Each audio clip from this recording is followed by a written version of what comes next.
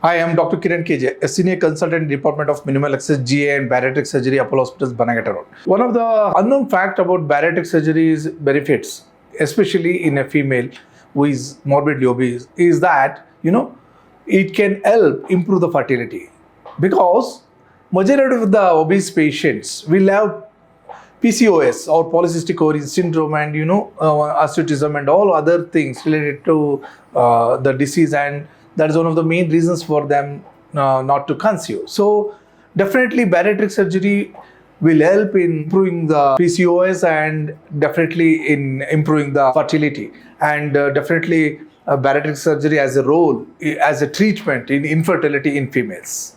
And only one glitch in this is that once you go through the procedure, make sure that you're not pregnant for next 1 year. So this is a very valuable information to your friends and family. Kindly share. Thank you.